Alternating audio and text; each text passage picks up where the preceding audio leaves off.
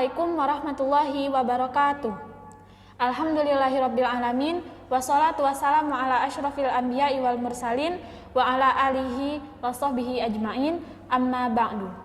Sahabat SMP Muda yang berbahagia, alangkah ruginya orang yang tak membaca Al-Quran dan selalu beralasan tak pernah ada waktu untuk membaca Al-Quran. Buku-buku lain dibaca tetapi Al-Quran tak dibaca, rugi. Hari-hari dengar musik tetapi Al-Quran tidak dibaca, rugi. Sibuk berniaga tak sempat membaca Al-Quran, rugi. Sibuk bekerja tidak ada waktu untuk membaca Al-Quran, rugi. Sibuk berpolitik tidak pernah membaca Al-Quran, rugi. Pandai menyanyi, karaoke, tiktokan, joget-joget tapi tak pandai membaca Al-Quran, rugi. Pandai ilmu-ilmu akademik tapi tak pandai membaca Al-Quran, rugi. Bisa membaca Al-Quran tapi tidak mau belajar Al-Quran, rugi.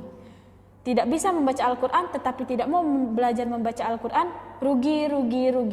Rugi sekali, rugi dunia dan akhirat.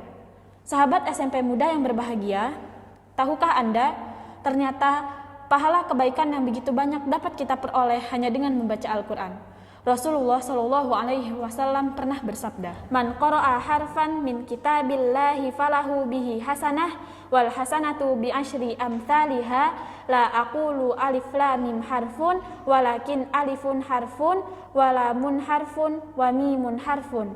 Barang siapa yang membaca satu huruf dari Al-Quran, maka baginya satu kebaikan, dan satu kebaikan itu dilipatkan 10 kalinya. Aku tidak mengatakan alif lam mim itu satu huruf, akan tetapi alif itu satu huruf, lam itu satu huruf, dan mim itu satu huruf. Hadis riwayat Tirmizi. Masya Allah, sungguh beruntung para pembaca Al-Quran di hari kiamat. Di saat orang-orang tidak banyak membawa pahala kebaikan di hari kiamat, maka para pembaca Al-Quran akan membawa banyak pahala kebaikan ketika menghadap Allah Subhanahu wa Ta'ala. Bayangkan saja apabila dalam sehari kita bisa membaca Al-Quran setidaknya satu halaman saja tidak sampai 5 menit. Anggaplah satu halaman terdapat 100 huruf. Itu artinya bila kita membaca satu halaman, maka kita telah memperoleh 1000 pahala kebaikan. Seandainya kita hanya diberi umur 1 tahun atau 365 hari saja oleh Allah, dan selama 356 hari itu kita konsisten membaca Al-Quran satu halaman setiap hari, maka ketika kita berpulang kepada Allah, kita telah membawa 365.000 pahala kebaikan. Masya Allah, sungguh keberuntungan yang besar bagi para pembaca Al-Quran di hari kiamat. Seharusnya kita iri melihat teman-teman kita yang rajin membaca Al-Quran, karena betapa besarnya yang akan mereka peroleh pada hari kiamat. Karena itulah, saking besarnya pahala membaca Al-Quran, sampai-sampai Rasulullah SAW membolehkan kita iri dengan orang tersebut. Tujuannya adalah agar kita berlomba-lomba dalam membaca Al-Quran di siang dan malam hari. Beliau bersabda, "La hasada illa fitnatain, rajulun atahullahul qur'ana fahuwa yatluhu ana al-laili wa ana an-nahar, wa rajulun atahullahu malan fahuwa yunfiquhu ana al-laili wa ana an-nahar." Tidak boleh hasad kecuali pada 2 hal, yaitu seorang laki-laki yang Allah berikan Al-Quran lalu ia membacanya pada malam hari dan siang hari, dan seorang laki-laki yang Allah berikan harta lalu ia infakkan hartanya pada malam hari dan siang hari. Hadis riwayat Bukhari.